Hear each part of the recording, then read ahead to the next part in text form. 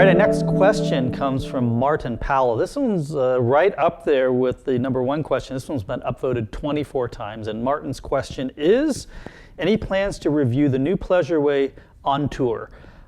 Absolutely. I'm waiting with bated breath for the on tours to arrive at my local dealer's lot. So for those of you who do not know, Pleasureway is a manufacturer. I own a Pleasureway. And Pleasureway is come out with a new model called the On Tour, which basically takes their two most popular, I think they're the most popular models that they have, which is their Ascent and their Plateaus, which are both built on the Mercedes chassis. I own an Ascent, and the Ascent is a 19-foot, it's built on the shorter 19-foot Mercedes Sprinter chassis. And then the Plateau is built on the longer 22-foot, I believe, Sprinter chassis. And it takes basically those same layouts, which is both the Ascent and the Plateau have the rear lounge layout, rear sofa bed layout. So you have the nice rear lounge, and then you hit a button and the sofa bed folds out into a bed in the back. And then you have your galley on the passenger side and your bathroom on the driver's side, and then you have your cab up front. So the On Tours basically take that very popular layout and they move it onto the Ford Transit chassis. Now, there's a couple advantages to this for you, the consumer, but also there's a big advantage for Pleasureway. Let's talk about the advantages for you as a consumer. So one of the biggest advantages is that you're going to be able to get all the goodness that Pleasureway offers in terms of their 5-year warranty, in terms of their excellent craftsmanship, and you're going to get these very popular layouts, and you're going to get them for thousands and thousands, maybe even $10,000 or more less than what you would get for the corresponding ones built on the Mercedes chassis. And that's simply because the Ford Transit chassis is less expensive than the Mercedes Sprinter chassis. So that's the first big benefit to you as a consumer. There's a couple, I believe, I'm not quite sure, I haven't been in one yet, but I believe there's a couple other advantages you get by moving to the On Tour and the Ford chassis. One of the big ones, no pun intended, is that the interior standing height, I believe the interior standing height, it's taller in the On Tour compared to the Sprinter. I think it's 78 inches, I think is the interior height on the On Tour, which translates to, I think, 6 feet 6 inches. Thank you, Alex. 6 feet 6 inches on the interior versus the 6 feet 3 inches on the Sprinter. So you're going to get that's quite a bit, 3 extra inches of interior standing height. Again, I haven't been inside, so I don't know if it's completely flat on the On Tour or if there's step-ups in there. If there's step-ups, then that's going to be from the lower part, not from the step-ups. But even so, if you're a taller person, then that could be really advantageous to you. The other thing is, I believe the rear bed, when it's the queen bed in the back, is I think maybe 5 inches longer. It's significant. It's significantly longer. At least on the Ascent, it's probably the same way on the Plateau as well. So, and then the rest of the layout's pretty much the same. So those are some, I think, not too insignificant benefits that you're going to get as a consumer. Now, I think there's a big benefit for Pleasureway in moving to the On Tour in the Ford Transit, moving to the Ford Transit. And that is, and this is just conjecture, I don't know, but I've heard across the board that there have been severe supply constraints with the Mercedes Sprinter chassis here in North America. And there's, I believe, a couple reasons for that. One is last year they moved the manufacturing plant to, I believe it was North Carolina, or was it South Carolina? I can't remember. One of the Carolinas. I think it's North Carolina. They moved their manufacturing facility, Mercedes did, to North Carolina. And they had to set up that entire plant, and the supply line, logistics line got disrupted. And so they had to refill the supply line. So that caused a severe backup from all the people, everyone who was buying and upgrading Sprinter chassis, not just the RV manufacturers, but this is talking about all the service delivery trucks that you see on the road, and probably the largest commercial consumer of the Sprinter chassis, which is Amazon, got backed up as well. And so Amazon is just such a much larger buyer of the Sprinter that they have bought up all the initial stock, most of it, all the initial stock that's coming out of the new North Carolina plant. They've bought it up, and that's continued to put supply pressure onto all the RV manufacturers. So some RV manufacturers, you see, they're still continuing to build off of old 2018 chassis stock, even though it's 2019 and 2020. They're still building off those, what remains in the channel of that old stock. Some manufacturers, like Pleasureway, they were smart enough to go in and secure some secondary, I believe, chassis that were available on the market, and they went out and they got those brand new chassis and helped kind of fill in the gap. But even so, that supply for them is running out. So by moving to the Ford, they take care of this.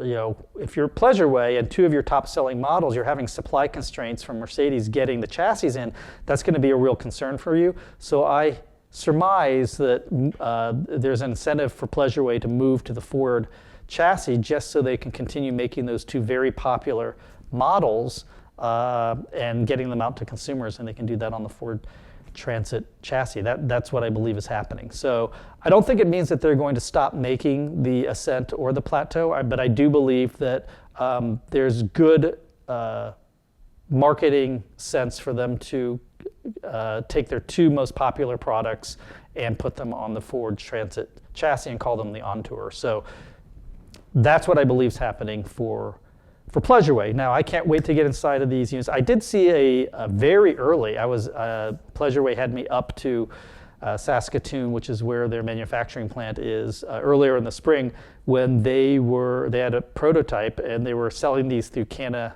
Dream RV rental company, and I got to see these, and they were really sweet, really nice looking, and I got to see the prototype model of the Ascent, the Entour 2.0. So there's the Entour 2.0 and the 2.2. The 2.0 is basically the Ascent, and the 2.2 is basically the Plateau, and I got to see both of them, but I got to see when they were building out the Entour 2.0, which is the 19-foot model, when they had it all, mocked up with cardboard and wood and stuff on the inside to give you a feeling for the dimensions and maneuverability on the inside. They let me inside of that. So that was really neat to see. But now I'm glad to see that it's in manufacturing and they're going to make it available to consumers. How exciting. So when the Entours become available, I see ones on order for my local dealer lot, you can be sure I'm going to be in my rig on my way there to bring the review to you first. So hopefully that's going to occur shortly.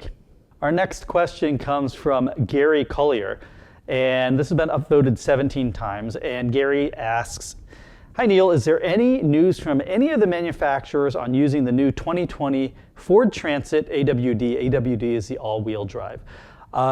So first of all, let's just talk about a little bit about the Ford Transit all-wheel drive and why you might want that, and then I can share with you anything that I know or may have heard about manufacturers building on it. So the Ford Transit is one of three chassis options that we have available here in North America. We have the Mercedes Sprinter, we have which is at the high end, and to date has been the chassis that has the most safety features, especially the 2018 chassis update, which gave us active safety features like active lane keeping assist and adaptive cruise control and active collision assist. And then you had kind of splitting between the two, you had the Ford Transit. So it wasn't as bare bone basics as the Ram ProMaster, but it certainly, up until recently, wasn't had all the safety features of the Sprinter. Now, the Sprinter, up to this point, was the only chassis that offered a four-wheel drive option.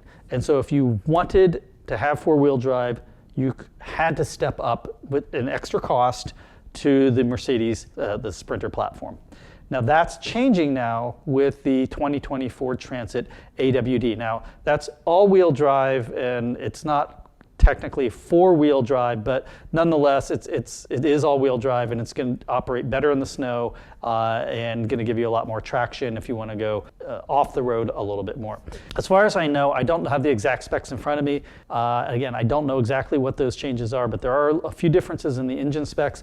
But by and far, for the most part, it's nearly identical to the the regular Ford Transit chassis, with the exception that I believe it has the upgraded safety features that were missing in previous model years of the Transit. And these safety features bring it on par with the Mercedes Sprinter. So it's going to have active lane keeping assist, it's going to have adaptive cruise control, it's going to have active collision assist, automatically apply the brakes. And in addition, I believe it's going to have something that the Sprinter doesn't have, which is active parking assist, where I think it'll automatically pull you into the parking spot.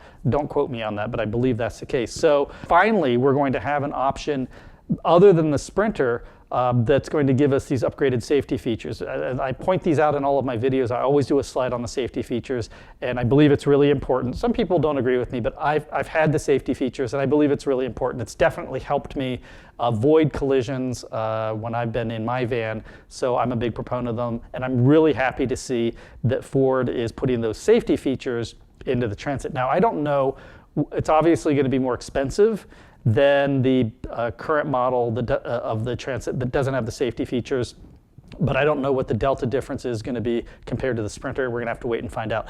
The other thing that I found a little bit interesting is, and again, I need to verify this, but I believe the ground clearance on the Transit all-wheel drive is the same as on the regular non-all-wheel drive version of the Transit. Now, why might this be important to you? On the Sprinter, I think it's an extra couple inches. So when you move to the four-wheel drive, the chassis moves up an extra couple inches. That's both good and it's bad. It's good because you want that extra clearance when you're going off-roading. It just means that you're going to be able to maybe get through some extra spots a little bit more easily. You're not going to get stuck. The disadvantages of that are, A, you have to climb up into it, that extra couple inches, and then B, it does move your center of gravity up a couple inches. That could be really important in our Class B RVs, especially when we have heavy rooftop components like solar panels and rooftop air conditioners and cabinets and stuff like that lining the top of the van. That extra couple inches of center of gravity can be important. So on the Ford Transit all-wheel drive, the center of gravity is not going to change, and stepping up into the van is not going to be any more difficult than it is on the regular non-all-wheel drive chassis, but it also means you don't get that extra couple inches of clearance that you do with the Sprinter four-wheel drive. So that's what I know about the Ford Transit all-wheel drive. Now, as far as manufacturers, I haven't heard any official announcements or any news about manufacturers that are going to adopt it. I believe that Coachmen with their Beyond, because they build the Beyond on the Transit, it makes a lot of sense for Coachmen to create a all-wheel drive version. They already create the four-wheel drive version of the Coachmen Galleria, which is built on the Sprinter. I would imagine that they're going to build on it and have a all-wheel drive version of the Beyond, which would be fantastic and beyond expectations. That would be great. And then I'm not sure when Roadtrek had the Haven, they came out with the Haven right when they imploded at the beginning of the new year. And so we saw the Haven briefly, and it was built on the Ford Transit. And the real question is, I've got a question out to them right now, like, are they going to be coming out with new models? Are they going to be coming out with the Haven? Are they going to resurrect it now that Rapido has bought out Roadtrek? I don't know. It'd be interesting to see if they come out with an all-wheel drive version of the Haven. I've heard nothing from Pleasureway at all. I would highly doubt if Pleasureway's new on-tour models, which we talked about in the previous question, are going to come out in all-wheel drive, mainly because they haven't come out with any Pleasureway models on the four-wheel drive of the Sprinter. But maybe because that center of gravity isn't bumped up, and maybe they might feel it's a little bit safer to have the on-tours on an all-wheel drive. That would be really cool, but somehow my gut tells me that that's probably not going to happen. So there you have it. That's what I know about the new Ford Transit all-wheel drive. I'm excited. Anytime a new chassis comes into the market, I'm excited about it because it just it proliferates itself out to all the manufacturers, and it just gives us more choices and more options as consumers. So that's my current knowledge base, what I know about the Ford Transit all-wheel drive. All right, our next question comes from Glenn. And Glenn asks, when will the Sprinter, that's the Mercedes Sprinter chassis, be offered with a gasoline option? And that's been voted 13 times. So up until recently, until this new model year changeover, which occurred in 2018, The Sprinter has not in many, many years has not been offered in a gas variant here in North America. It's all been diesel. And for those of you who don't like diesel, you can watch my video on diesel. There's pros and cons to diesel, but some buyers don't want diesel, and so they want a gas version. So this has been a question like, oh, I want all the safety features of Mercedes, I want the luxury features of a Mercedes, but I want it in gas.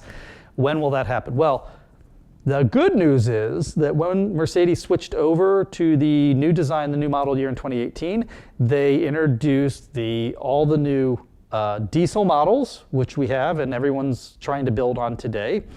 They introduced a gas model.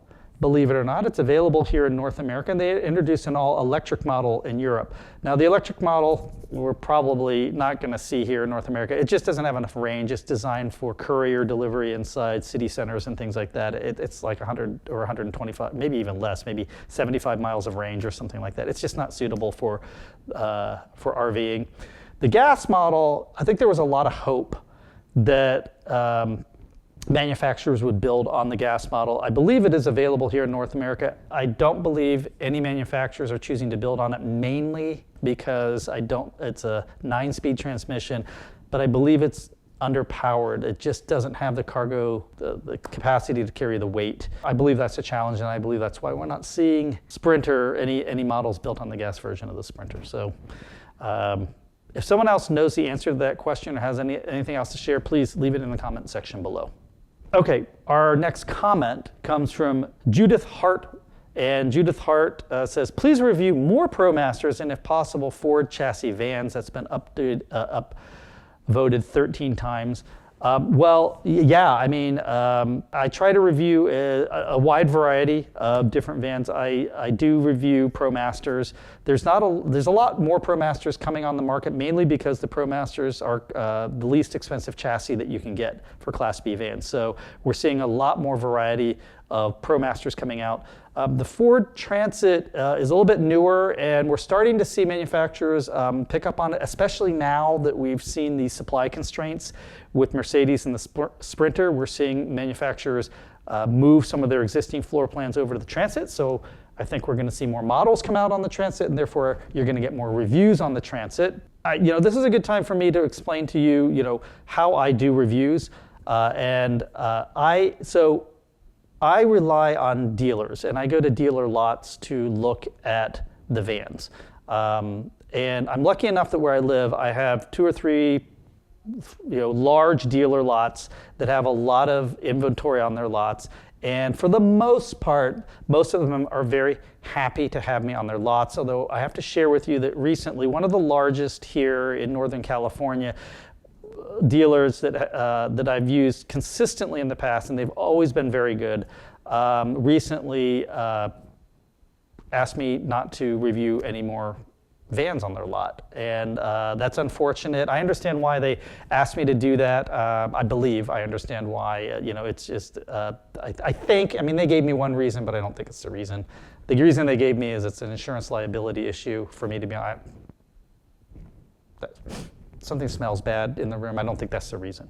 I think the reason is they're a big nationwide dealer, and I think I was driving a lot of traffic to this one particular dealership in Sacramento, and I don't know, that's just my conjecture. I think some of the other dealers in the network may have been squawking about that, and so it's just easier for the management to say, just don't do any reviews from that one dealer lot. So it's unfortunate, but that's really inhibited my ability to find RVs that I can review in a timely manner. I have to rely on some of the other dealerships who aren't as big and don't carry all the inventory.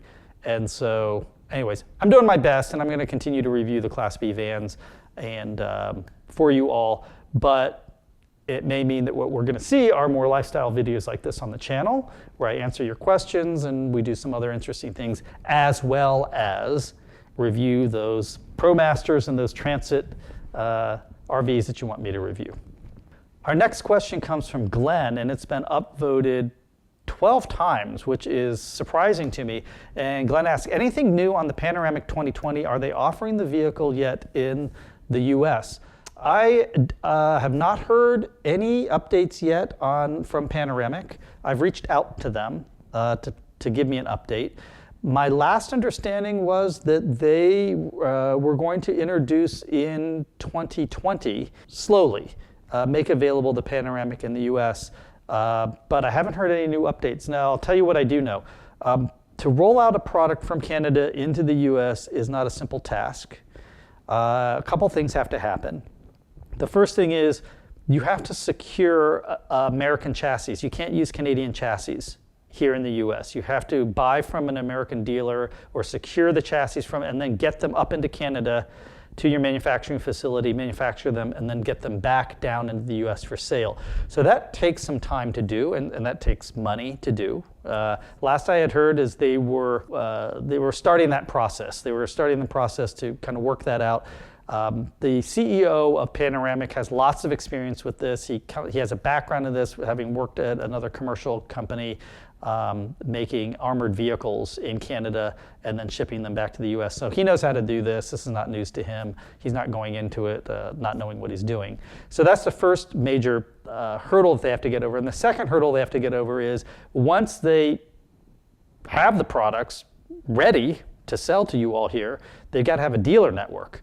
And that's the harder one. So they've got to build up from scratch their dealer network. That's going to take them a while. I mean, they just started building up their dealer network in Canada and specifically just in Quebec. I believe the last time is they had Géant Motorisé in Quebec was their one and only dealership that they had in all of Canada. I think they were opening another one up on the West Coast in British Columbia. So they got some work to do. So they've got to build out the rest of their Canadian dealership network, and then they've got to start trying to build out their US dealership network. And that requires time, and that requires people and money and all of that. The CEO told me they plan to have all of that ready for 2020, but it's going to be slow, meaning they're not going to ramp up production because they need to put their infrastructure, the support network, their customer service network, and their dealer network, all of that together. And that'll take time. That'll happen in 2020. It'll ramp up and on through 2021, 2022. It'll take them years to get it really ramped up. But I'm excited. I mean, many of you know I reviewed the Panoramic, and I really loved it. I thought it was the first RV that I had been in that could really rival like the Pleasureway in terms of quality. They offer a great 5-year warranty, as they should, because they're very confident in their product. So I think it would be great for us to get the Panoramic here as soon as possible into the United States, because it's an excellent layout. It's that front lounge layout that I love, that the Hymer Active has and that the Winnebago Bolt BL has. So it has a great layout, and it's high quality, great warranty. Yeah, I can't wait to get it here. So as soon as I hear anything from the CEO or from the company, I'll share it with you here. But let's hope that they're on target for bringing it here to buyers in the US in 2020. All right, that wraps it up. Thanks so much for watching. I hope you found this video a little bit valuable. I'll see you all again next time. Take care. Bye-bye.